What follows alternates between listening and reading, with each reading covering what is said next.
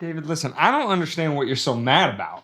Oh, yes, you do. Yes, you do. The parity in the BPL is such that it shits on the Spanish Primera. No, but nobody's arguing with you. Why are you getting so worked up about something that nobody's arguing with you about? The championship is like the New York Yankees winning the East. Just, oh, really? No way. They paid so much money for every good person to be on their team and they won? Get out United here. Doesn't spend at the top of the EPL every year. I'm not arguing that point. My point is that the parity within the I mean, you kind of made that a part of your argument. EPL and BPL. Yes. Would we be considered the New York Yankees of the EPL? Probably. But David. However, when was the last time we won the championship? I don't know. It's been I think 13. I believe it was 13. Okay. Listen, David. Okay. So Leicester City won the Champions League. I know. When was the last time Athletic Bilbao won the Spanish Premier?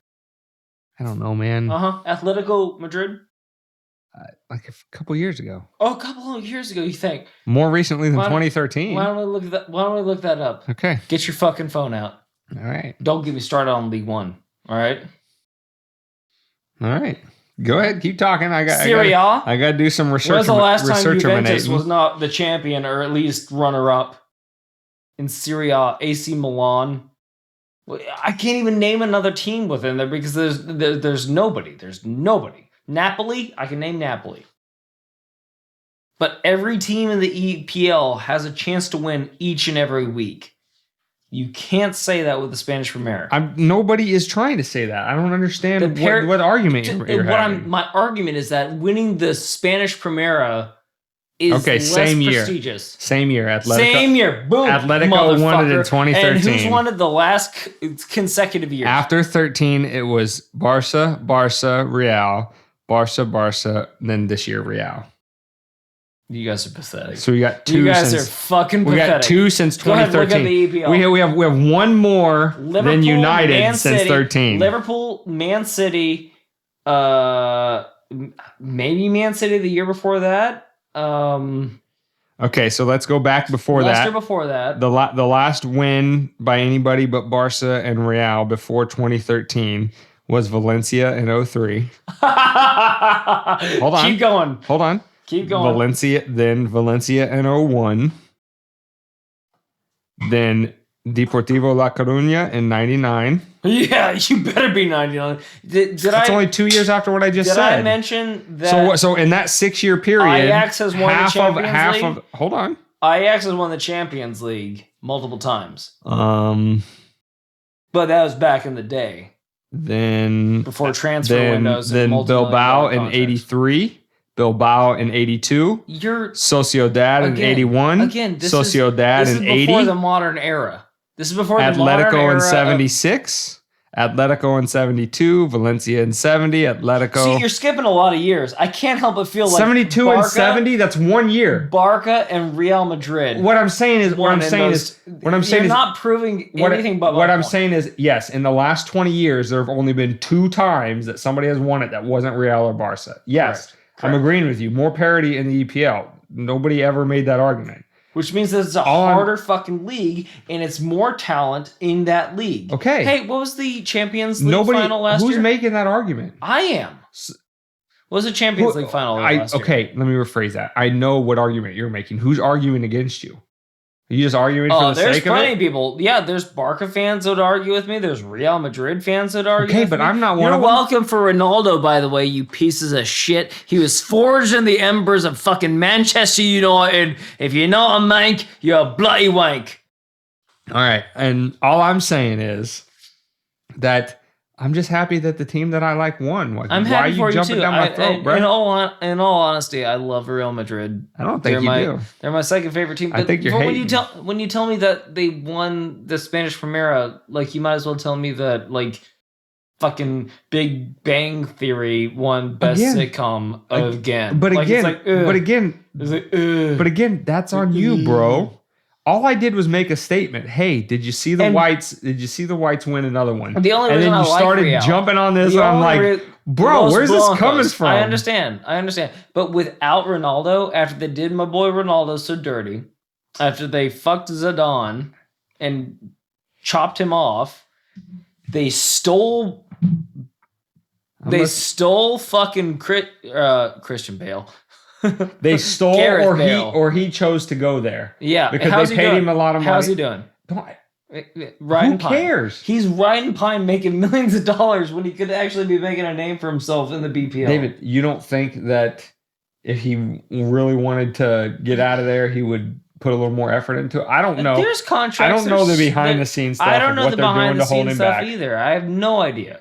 But all I'm saying is, you guys have done nothing but hate on him since he got there. And I was like, you guys? Just come this back. is that same the fan base. This the is fan that base. same they held him responsible. This is that for chiming same a fucking header off a crossbow. This is that same collectivist nonsense I hate in all other areas. We're gonna do exactly what we did last time, we're gonna make this whole fucking episode on across the pond soccer. All right, let's talk about stolen valor, okay?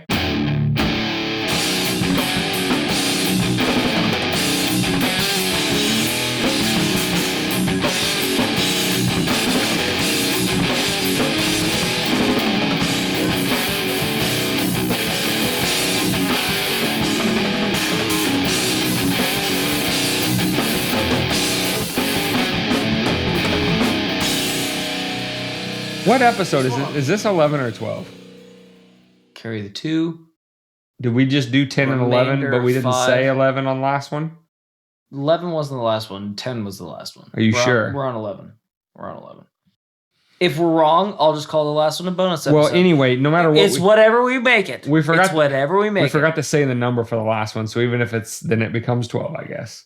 Anyway, I believe the last one was supposed to be a bonus episode. So the last one was 10 is what you think. Right. Okay. No, it's not what I think, it's what I know. Okay. What we know is this is wmdpodcast.com/11. Motherfucker. So come hang out with us in the comment section. Check those You know what? resource links. If you're Liverpool, if you're Chelsea, if you're Man City, come drop some love for Los Blancos. One of those in the lowly comments. pieces of shit Arsenal fans. I still love you. We're sorry, Arsenal fans. Please listen to the podcast, even though David's a wanker. One of my closest friends is an Arsenal fan. I love to shit on him. Okay. Oh, Aubameyang's gonna bail you out. Oh. Okay. Anyway, WMDpodcast.com. Leno's a great keeper. Or /11. The actual topic of today's episode is cancel culture, and we have a personal experience. Is it cancel culture or is it stolen valor with a tinge of cancel culture? Well, okay. Our particular experience, which you're going to hear in this episode, is going to illuminate what we're saying about cancel culture in general. Right. So let's go into the story. David had the most direct experience with it. I was in the same place with him, dressed the same way. So somebody could have easily come up and said to me what they said to him. They didn't. They said it to him. So I only have picked the wrong motherfucker. I have secondhand knowledge of what was said, but it could have equally applied to myself and our other friend who was there. So David, let's launch into the story about how we were. If this guy would have had the power, we would have been cancel cultured before cancel culture was a thing. Yeah, it was like 2008 or 2009. No, I was down here already, and I didn't move down here until 11. 11? August of 11. So it must have been. It was 11 or 12. It was right after you moved down. Yeah. Okay. All right. So we predated the cancel culture by a good 5 years at a minimum. So what happened was our sweet, sweet friend. We call him Swedish, old Davy boy. Johansson. This is the first one we're going to tell him to listen to. Yes, he's a good boy. And he's never going to listen to the other one. Such a boy. He's like, oh, what are you talking about me? He's a good boy. Anyway, God bless him. He's got nothing but the utmost respect for the military and so on and so forth. Oh my God. He wanted to be... If you looked up respect for the military in the dictionary, you would find this guy. Everybody he follows on Instagram is like... his pants over Murph. No, come on. Let's not... Listen, man, he loves seals. He loves talking about seals. He does. Anything, his dick, if there isn't at least a cc of blood that rushes to his dick anytime you say the word seal to him, like, this guy is not. Anyway, I think the point we're trying to make is abundantly clear, but just in case it's not. So he has nothing but the utmost respect for the military. Yes. Right. Yes. And if you know anything about us, have we? Of course you do. You listen to the intro episode, and if you haven't, pause this right here and go do that. Right. Anyway, so we've got a extensive background in it, which is going to come out in the story. So just go. So he tells us that there's this costume party down in a certain part of South Florida, with a couple of other friends that we already knew, kind of, but mainly through him. So we go.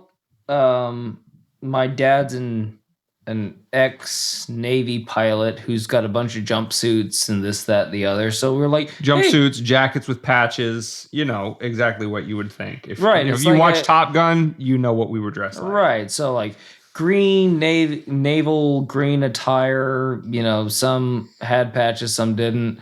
I chose to wear the ones with the most patches. I think a couple of people had a couple of patches, whatever.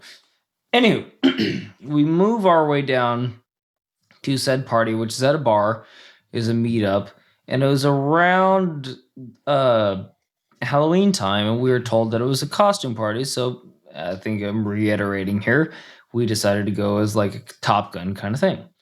So we get there, walk into the motherfucker, and our soon-to-be, I guess, freedom fighter or vigilante. Not another costume in sight. Ever happened to you? There happened to us. was never a costume in sight. So we just looked like three dickheads jackasses that like walked in from deployment, apparently. In our like 1990s era, right? Flight exactly. Like clearly and not operational like 93 shit, or something like that. Very, very early. When did 90s, Dad get right? out? 91, I think. 92. Yeah. So that tells you, how dated our uniforms is. Anywho, moving on. So we're sitting here like Dan and I both look at our friend and we're like, dude, what the fuck? He's like, I thought it was a costume. And anyway. God bless the kid. God love him. Sweet boy. He's a good boy. Anyway. So we're just sitting there. We're like, we'll have a couple of beers and we'll get the fuck out of here before we make any more of a fool of ourselves. So I don't see anybody that he said that was going to be there. There's only like two faces that I might recognize. And then I see some dude kind of like making eyes, and like, not like, googly eyes, not like I want to bash these dudes' skulls. He wasn't getting lost in my eyes. He was like, I want to tell this guy something. Like, all right, so you've seen that look in a bar, and you're like, maybe if I look away, he'll go away. Yeah. So don't engage. I'm about midway through my second beer. And all of a sudden, this guy starts walking over. I was like, maybe he knows our friend. Maybe he recognized our friend. So anyway, he walks up. I'm oblivious to everything to this point. Because we're standing, I'm far right, friend is middle, and then Dane is far left. So, and we're standing because there's he is far right and I am far left.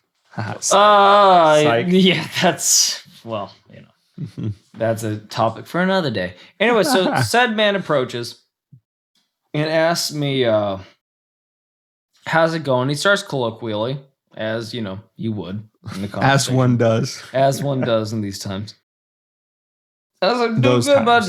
How about you? He's like, so you guys just getting in? I was like, no, it's we were told that this was a costume party, and it's clearly not. It's not. That's why we're dressed like this. Eggs on our face. Ha ha ha ha ha. Dude nods like he understands. He understood what he wanted to understand. And goes, you serve? It's like, what's that? Because it was loud. And I was like, I wanted to make sure I heard him. And he said, so you serve? I was like, no, I never served. Never served, unfortunately. Listening to you tell the story makes me think of something, but go ahead. I got to remind it. Put it in your pocket. Put it in your pocket. Write it down in a notepad if you need to. But, so I'm like, no, never served. I mean, my dad did. And then obviously my grandpa, but whatever. And he goes, oh, yeah, that's cool. That's cool. So he's like, so you ever heard of stolen valor? It's like, excuse me?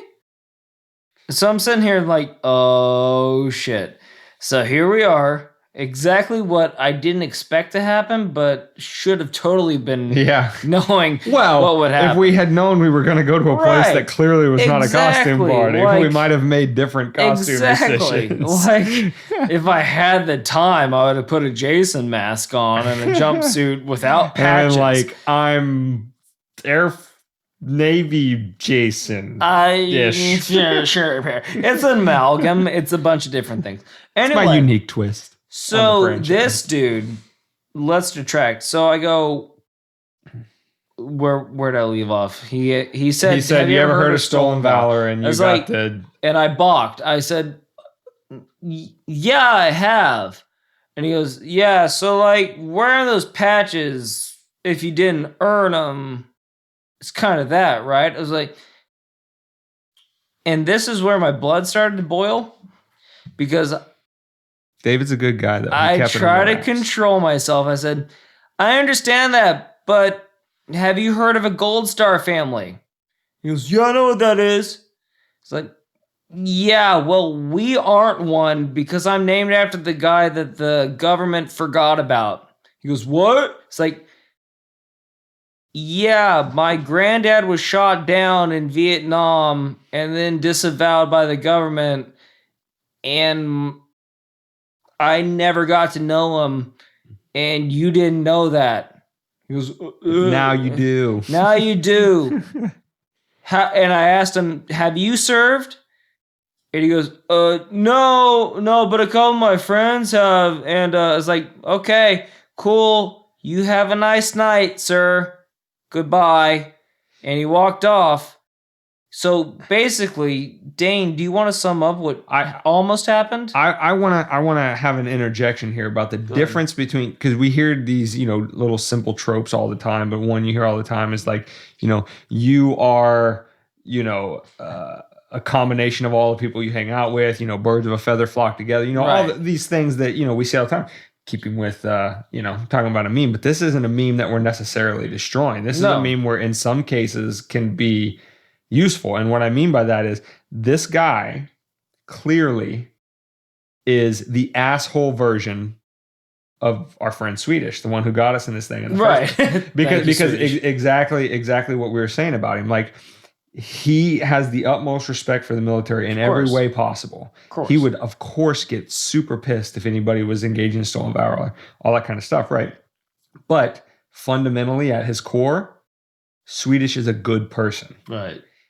And generally speaking, now good people slip up too, but generally good people don't look at somebody else and think, oh, I'm going to read whatever I want into it, and then I'm going to judge that person on what I read into it without ever talking to them. Swedish wouldn't do that. So even though, and again, the reason why I draw the parallels is because this guy, it's not a military guy. No. He just, he just has such an immense respect for it because he's got some close buddies that are in it. It's funny how immensely respectful these people are that have no balls to actually go and do it. I mean, could you imagine if Swedish walked up to somebody that's not us and said, you know what? I'm friends with two guys from a family, and then proceeds to tell Grandpa's story? Right. There's nothing anybody could ever say to that. Right. Not, oh, hey, I got some close buddies that happen to be in the military. Sure. But he doesn't do that. But we wouldn't want him to do that either. But we wouldn't want him to do that. My last tie-in on that is he's a good person. Therefore, he's the exact type of person who would not be participating in cancel culture. Right. Exactly. We need more Swedishes in the world, and less of this other guy. Well, what he thought he saw, and obviously alcohol was involved. You're not thinking in your rational head. You think that, and this is a good lesson for you never know the shoes that another person is walking life through. So he saw a guy that was a long-haired hippie type that was walking into probably his own bar that he views. He's probably a local. He's that's probably his place. a local. He knows that's everybody his that watering goes in hole, there. so on and so forth. Walking into his bar as he sees it at that current moment, dressed as something that he knows that he's not because he's got hair down to his goddamn shoulders. Probably knows he's not a military dude.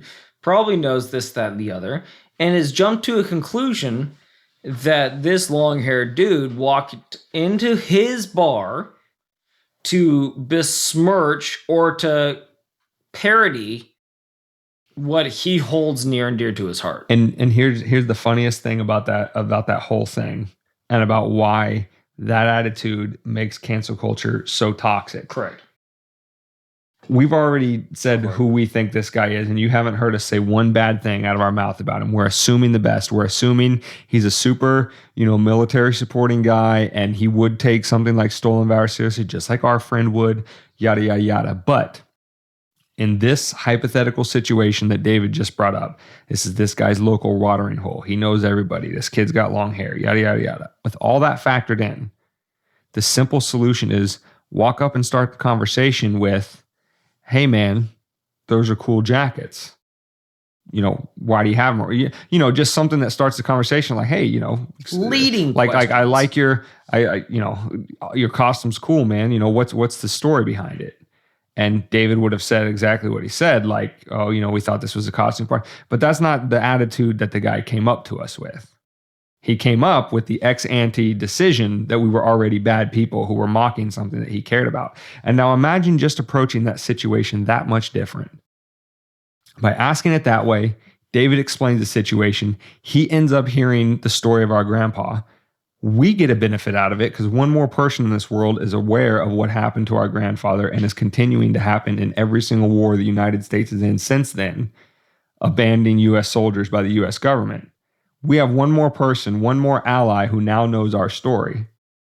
And he walks away from the conversation meeting genuine people who have lived an experience of like, this is what the military can do to you, but he's got a new view on life. Yes, he has a different perspective, and he might gain some friends out of it just simply by approaching with the attitude of, let me find out what these guys are about, instead of, I know these guys are about stolen valor. Right.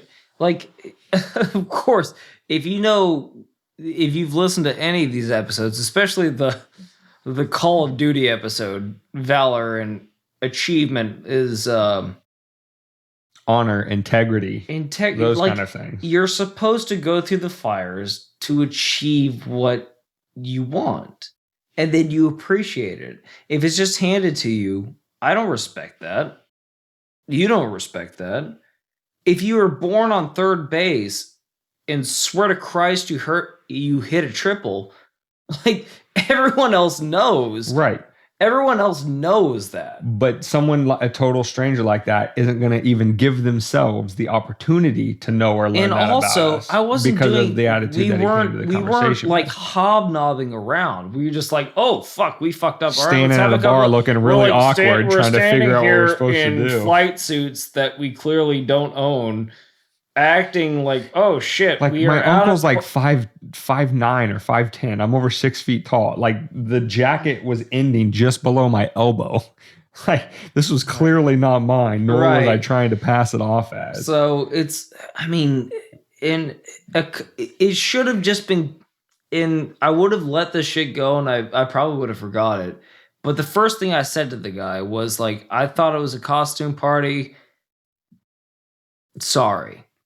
Like, that's enough of an explanation just to say, hey, I'm not claiming to be this shit.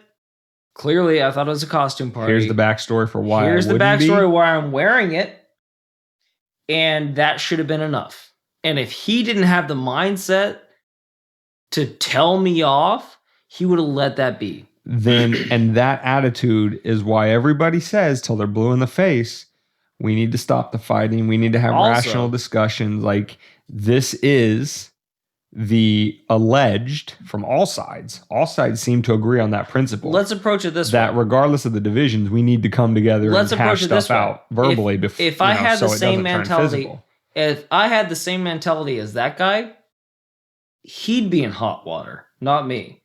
Like, if I approached him the same way he approached me, so like, let's set it up this way. He came at me saying that he's gonna seem friendly and then catch me in what I'm trying to do, and then he's gonna turn the whole bar against me. Let's just say, or cancel me, so to speak. Yeah, sure. That is the theme here. So he came at me with that aggression. Let's just say that I approached him with the same aggression.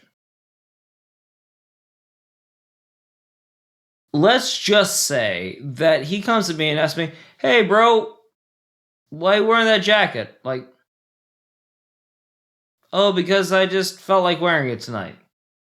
"Oh, that's cool. Have you ever heard of stolen valor?" "Yeah, I have, dog." "Have you ever heard of a Gold Star family?" And just announce it to the entire fucking bar. Say it loud enough so everybody can hear our conversation. And then, of course, you'd have to reply, yeah, I've heard of a guy. And then say, "I should be a member of a Gold Star family." And just start espousing all the stuff that I could have avalanched on him in front of all of his friends that he wanted to go over and impress by denoting somebody that stole valor from actual servicemen. I could have turned that table on him if I had the same mentality.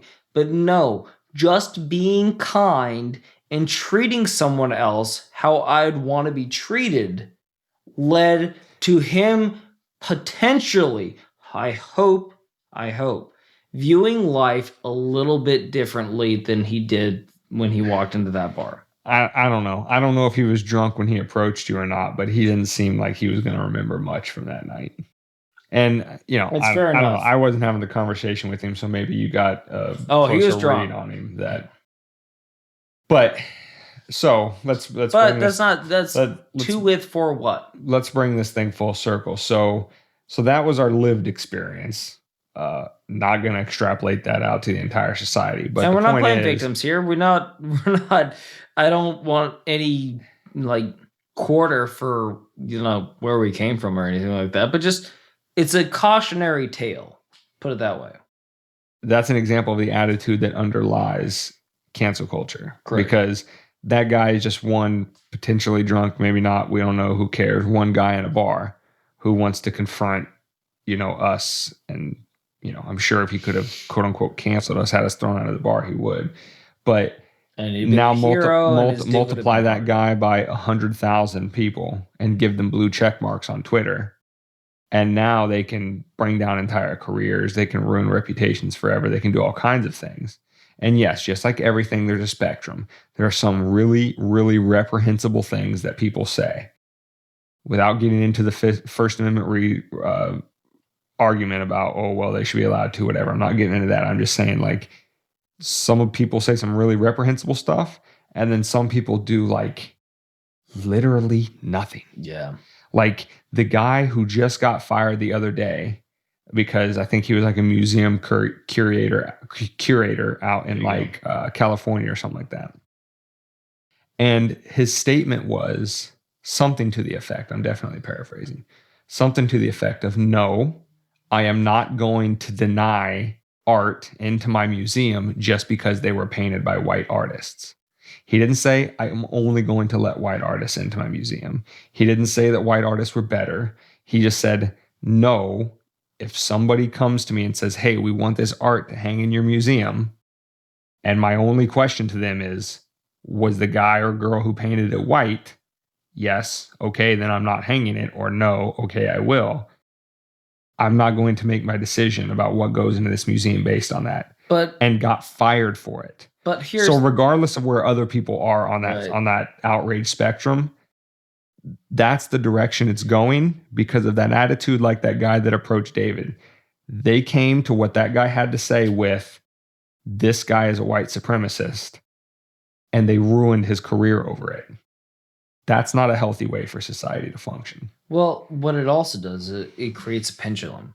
So they've gone so far to the left or right, whatever the fuck you want to call it. One direction is being heavily favored right now. Guess what? Life. Cancel first, ask questions later. Life, gravity, whatever the fuck you want to call it, laws of physics always dictate that if you pull it so far to this direction, it has to inevitably go at least that far, if not further, to the opposite direction. And so, what would these groups, the SJW type cancel culture groups, what would they think of as their exact polar opposite? Correct. Fascists, right? Correct. And they're supposed to be the most. They're smart enough to know. Okay, I'm just saying. Like if you want to incite something, pull something all the way to the left. Watch the right rise up, and vice versa. If you want to incite the left, pull it all the way to the right, and then absolutely the left's gonna fucking rise up. And nothing ever gets solved. It's just busy going all the way to the right, all the way to the left. Yeah. Period. And they can say that they're completely different all day long, but really what they are two totalitarian ideologies. Whether you want to apply it in the form of fascism, which we've dove into in other episodes before, and it will pop up a lot. The general idea of let the market be quote unquote nominally free, because at the end of the day, the government still controls it. But the market is nominally free, but the government says, Mercedes, I need you to go to 100% tank production tomorrow. And Mercedes has to do it. Like, that's fascism. That's exactly what people wanted Donald Trump to do for coronavirus. They wanted him to take over industries and start building other things. That's fascism. And that's exactly what they wanted. Communism on the other side. Government literally owns everything. And you work for the government in basically perpetual indentured servitude. Those are both totalitarian functions that do not value freedom. And yet in their fights against each other, all they do is create more radical division, swinging to both ends of that spectrum. And all of us, quote unquote, in the middle, not the quote unquote middle of the political spectrum, but all of us who are not totalitarian, I want to make other people live as I think they should live, we get caught in the crossfire. And that's what has to stop. That's what's going on with the cancel culture thing, is you have two of those guys at the bar that approach David from what they think are two opposite ends of the spectrum, but they're really both just totalitarianism, approaching conversations with each other with the kind of attitude that guy approached David with. And everybody in the middle goes, why can't we all just get along? Do you feel your mental sanity is crumbling just as quickly as your bank account? Have you been stung by a murder hornet? Has your daughter walked into your study and informed you that she is a gender you didn't learn about in Biology 101? Are you just a little bummed out that your life's work just got burnt to a crisp and annoyed that everyone keeps telling you that it's all right, you have insurance? Well, we have a solution for you. Apocolection 2020. What is Apocolection 2020, you ask? It's Weapons of Meme Destruction's first live event. For the low, low price of coming over to WMDpodcast.com and joining our email list, you can get access to the event. The email list is the only way in, as that is where we will share the Zoom link to the event. Come hang out with us on election night, November 3rd, 2020, as we watch the fall of Western civilization together. Let's have a couple libations and a couple laughs to keep from crying. Apocolection 2020. Well, here's the thing, too. So there's one word that solves all these goddamn problems. It's understanding. You have to be willing to understand somebody else's viewpoint before you can ever ferment yours. Before you can ever set yours, your flag in where you stand has to come from knowing where your opponent is, knowing where you want to be, and combining the two.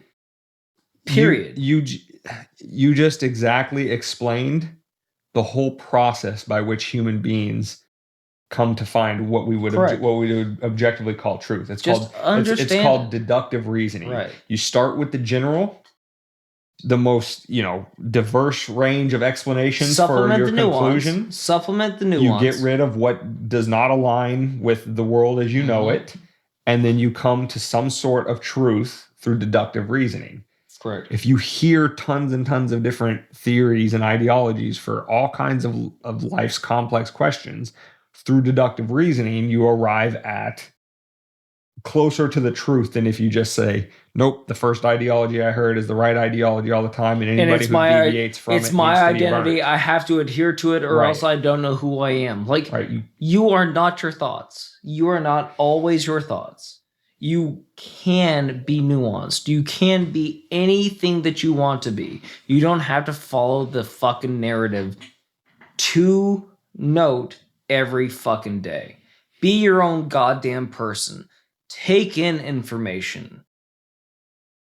Digest it. Think about it. Put it out into the world. Test it. And if it doesn't fit to what you think that your narrative is, change it. That's all it is to it. You are not married to anything in this world. And for the love of God, if for whatever reason, I'm not the other 7 billion people of you that are on this world, if you don't want to do that, if that sounds like too much effort for you, whatever, I don't care what your reasoning, but if you realize that you don't want to go through that process, then please, for the sake of all of the rest of us, just acknowledge that. Get off Twitter. Just acknowledge that you don't want to. You don't want to hear the other side. You don't want to engage in that deductive reasoning process. You don't want to try to find any sort of truth outside of what was the first thing you were told. And just know that and take that into every conversation with you. Know that you are capable of completely writing somebody off because of that. Therefore, don't engage the very second that you don't hear something you like. Don't try to wait and scheme and snivel and sneak and try to do everything you possibly can to try to get them canceled. Because you have a problem with what they said. Because you have a problem with critical thinking, period. Don't try to deal it, because it happens. It happens every fucking day. Like, and that's really why we started this podcast, is like, the moment somebody says something that you don't agree with nowadays, you just immediately write them off as a shill for the other side. Mm-hmm. As like, you're just denoting, you're just saying what they would say in this argument because that's what they told you to say.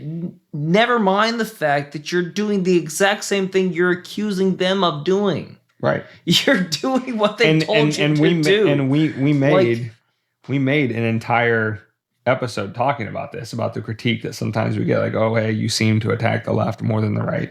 And I know that saying left and right are big generalized terms, and you can't just say like, this person's on the left, therefore they believe A through Z.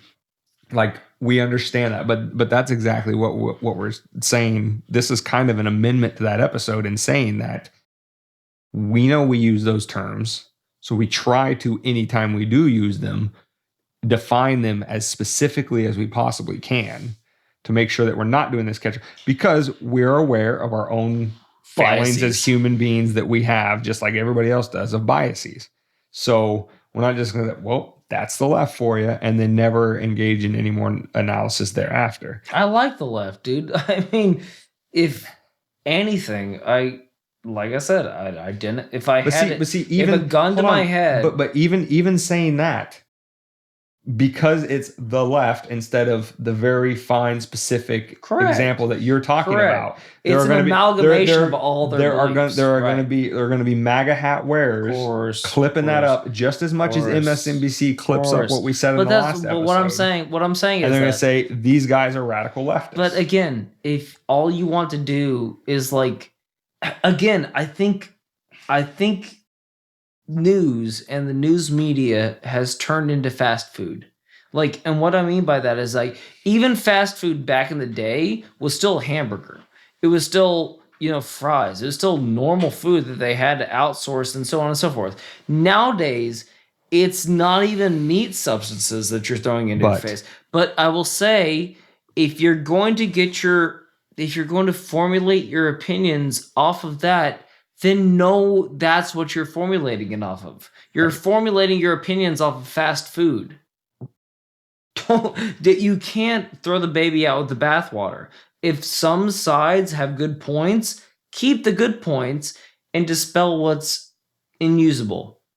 As Bruce Lee. Yeah, it's Bruce Lee's Bruce Lee's water in the fucking, bottle thing. What is Wait, it? no. No, that was Take the Shape. That was his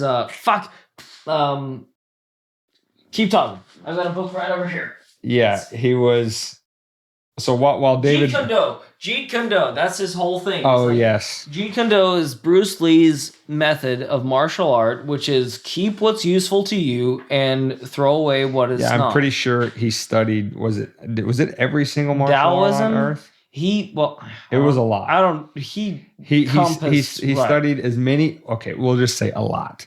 Well, I think he's and if we have any Bruce Lee super fans in our memes, please, first of all, awesome, love you, bro. Definitely hit us up in the comments because we'd like to talk to you more about it. Because at this point, we have an interest in it, but we don't have any real deep knowledge of it. But yes, I know, like he studied a lot of martial arts and a lot of different tools. Like he was the first one, I think, that popularized nunchucks because he was just trying to see if they were going to be a useful tool. And yes, like David was saying, the whole Jeet thing is Jeet Kune Do is learn all of the different disciplines, keep what's useful, and dispels what's useless. And that's to you. And he was also quoted with, I don't fear the man that's practiced 1,000 kicks once. I fear the man that's practiced one kick 1,000 times. Like, that's the whole iteration. You have to exercise these muscles. The practicing of your kick and what we're talking about is if you believe something really intently, like, for example, we would defend to the death the non-aggression principle. We think it's so important. Well, I just keep saying we. I don't know about David. I think that's so important for a society to be built on. Hold true to that principle. Never, ever give an inch of ground on it. And you will have a much more peaceful, prosperous society. Start with understanding. So, back to practicing our kick 1,000 times. Right. Yes, we believe that because every single time we've talked to somebody who doesn't or who wouldn't extend it as far as us or all the different discussions we have surrounding it, we test our argument to their argument. And still today, we've been unconvinced that it's not the best way to structure society. We think that it is. I think that it is. So that's practicing our kick 1,000 times. But throughout doing that, we also have to do Bruce Lee's other thing that we were just talking about keeping what's useful and not, is we got to listen to everybody else's argument and say, yeah, you know what, that makes a little bit of sense, but here's my caveats. And with a whole other different ideology, you can do the same thing with them as well. Going back to the last episode that we just created, you have to test yourself against everything else and see what holds up and see what doesn't. And then guess what? When you have to titrate, when you have to change, it makes your argument, it makes your standpoint, it makes whatever you're doing better. It makes it stronger. So you should be excited. You should be excited to say, like, I don't agree with that person. Let me go talk to him and see what the hell they have to say. And let me throw my viewpoints to them and see if it changes their viewpoint. But more importantly, we should see if they change our viewpoint. Because everybody goes into an argument with, I want to go into this argument and make them see exactly the world exactly the way that I see it. And if I didn't, I lost that argument. Even though I can't download my life experiences into their head and vice versa. And it will never happen. And when you approach something like that, guess what? You're just waiting for your next opportunity to talk. You're not actually listening to them. You're not actually honing your fucking viewpoint. You're not actually getting better. You're actually devolving and more attaching yourself to this idea that is probably flawed because you can't help but not hear the things that prove it more so to you. So what I'm saying is approach everybody with understanding, kindness, and try to change yourself. Kumbaya, be the change you want to see. Kumbaya.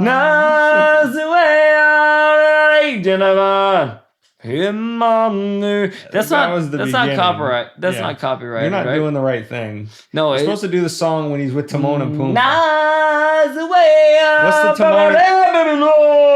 Happy mama. You are chirping the hell out of it, man. Mama. What's the Timon and Pumbaa song? Hakuna Matata. Yeah, something. It's a simple phrase. Yeah.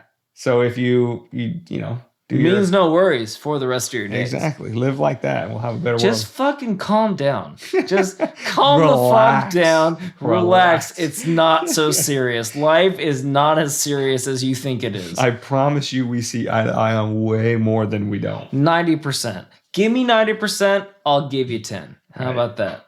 That's right. Bye, memes. Hold on. Where can they find it? Wait. Yeah. I almost said Jesus fucking itchy fingers. Why you yell at me, bro? Well, because you almost did it again.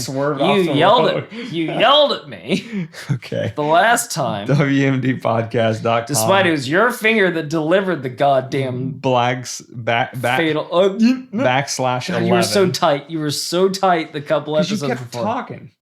WMDpodcast.com /11. Oh, backslash. We're going to have some links for you in the show notes page. Holy fuck. We're going to enunciate. David strikes again. Links in the show notes page. Come into the comments. We want to hear We want to hear from our Bruce Lee fans. What did we get right? What did we get wrong? Drop some more comments on him. And okay, so hold on.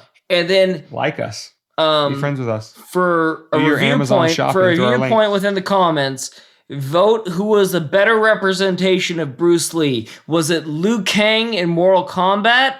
Or was it, what was the guy in Tekken? Help me. There's literally, I think it was just Bruce or Lee in Tekken. Hold on. Keep talking. Why would you ask me this question knowing full well I may have played a grand total of 10 minutes of Tekken my entire life? For Christ's sake. Please don't judge me on that. Memes, I have a very, which is kind of on topic for the show. What's his name? My diversity of games that I play is not very diverse. Law. His name is Law. Law on Tekken or Liu Kang in Mortal Kombat. Your choice is fill the gap there while you look that up. Yes, I think you did. All right. We want to see your comments. We want to see your criticisms and fireballs and bullshit. Talk to you later, folks.